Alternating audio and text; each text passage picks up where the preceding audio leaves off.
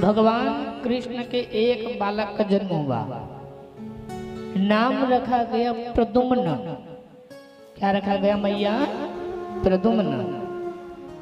और प्रद्युम्न को मारने के लिए एक राक्षस पैदा हुए, उस राक्षस का नाम है शंबरासुर। और बोला गया है कि शंबरासुर तुम्हारे मृत्यु अगर होंगे तो भगवान कृष्ण के जो संतान होगा उनके हाथों से तुम्हारी मृत्यु है। तो शंबरासुर ने किया क्या, भगवान कृष्ण के संतान पलने में सो रहा था तो आधे रात में ये शंबरासुर गया और भगवान कृष्ण के बालक को रात्रि में चुरा करके ले जा रहे हैं। क्यों? क्योंकि इन्हीं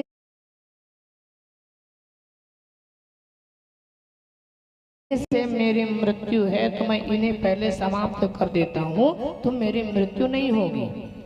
और पकड़ करके आकाश मंडल की ओर उड़ने लगा है। तलवार पकड़े मारने के लिए नारद आ गए।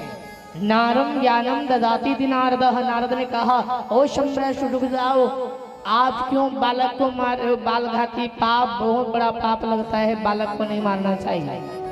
नारद, यही बड़े होकर के मुझे मारेंगे इसलिए मैं पहले से मार देता हूँ। नारद ने कहा, मत मारो, बालघाती पाप मत करो। तो क्या करूँ? अरे ये खुद मर जाएगा। कैसे मर जाएगा? आप एक काम करो, आप आकाश में हो, नीचे समुद्र है, बालक को ऊपर से छोड़ दो, समुद्र में गिर जाएगा और समुद्र में बड़े बड़े विषधर जीव हैं, मछली हैं, उस बालक को खा जाएगा, मर जाएगा। आप अपना गंदा हाथ ना करो, गंदा ना करो हाथ, बात मान लो। शंबरासुर ने कहा, सही कहे नारद। और उस बालक को ऊपर से छोड़ दिया। बालक रोते रोते रोते रोते समुद्र में गिर पड़े और समुद्र में एक मछली था। वो मछली ने उस बालक को अपने मुख में ले लिया। एक मछुआरे ने जाल डाला, वही मछली फंस गए जिस मछली के पेट में भगवान कृष्ण का वंशज है। मछली को पकड़े मछुआरा और पकड़ करके कहाँ गए? राजा शंबरासुर के घर। देखिए, काल कहीं भी आ सकता है ना। जिस काल को मारने के लिए समुद्र में छोड़ा है वो काल मछली ने लिया और वो मछली मछुआरे ने, और मछुआरा मछली को पकड़े कहाँ जा रहा है? उसी शंबरासुर के घर में। महाराज, बहुत बड़े मछली फंस गए, मैं क्या करूंगा, आप रखिए। शंबरासुर को पता नहीं कि वो काल मछली के पेट में है। वहां काम करने वाली की बाई थी मायावती। मायावती को दे दो, किचन में बनाएंगे, जाओ। और किचन में जब मायावती पकड़ी, मछली को फाड़ना चालू कर दिए तो अंदर से बालक के रोने का आवाज आया। मायावती सोचे पड़ गई, ये बालक कौन है? धीरे धीरे फाड़े तो छोटा सा बालक निकले मछली के गर्भ से। नारद आ गए, मायावती चिंता न करो, ये तुम्हारे पति है। ये मेरे पति? बोले हाँ। कैसे पति है? जब भगवान शंकर भगवान महादेव की विवाह होना था, समाधि में लीन थे, तब कामदेव को भेजे थे, जाओ तुम महादेव की समाधि को तुम भंग करो।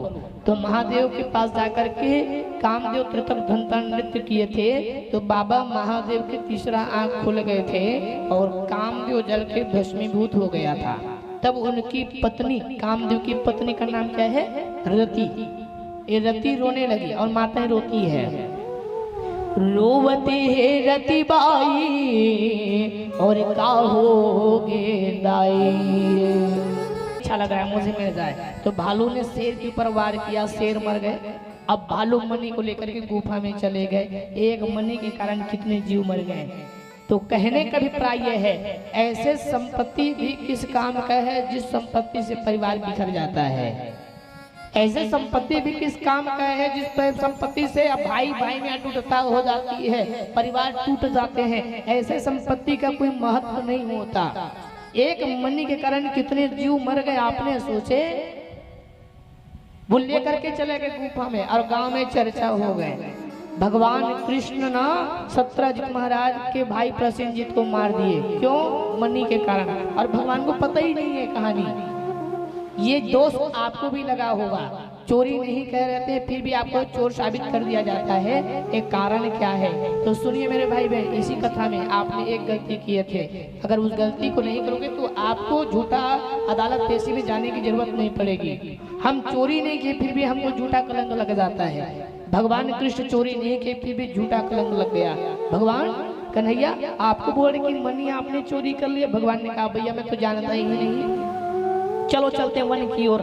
तन सखा मन सखा के साथ जाने लगा। रास्ते में देखे तो एक घोड़ा मरे पड़े हैं।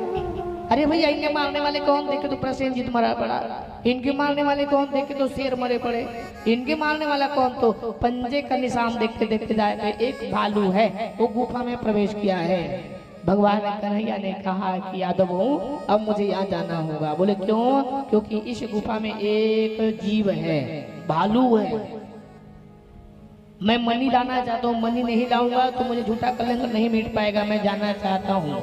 तुम 21 दिन तक 27 दिन तक देखना, अगर ये मन एक है ये गुफा से बाहर आ जाऊं तो समझना कन्हैया जिंदा है, और नहीं आऊं तो समझना कन्हैया ने प्राण छोड़ दिया। और भगवान कन्हैया जब जाने लगे गुफा के अंदर, सभी यादव रोने लगे हैं। भारत में फिर से आजा गीता के गाने वाले, गीता के गाने वाले। गूंजात जिससे त्रिभुवन, गूंजात जिससे मधुबन, वो तान तो सुना जा भारत में फिर से आजा गीता के गाने वाले।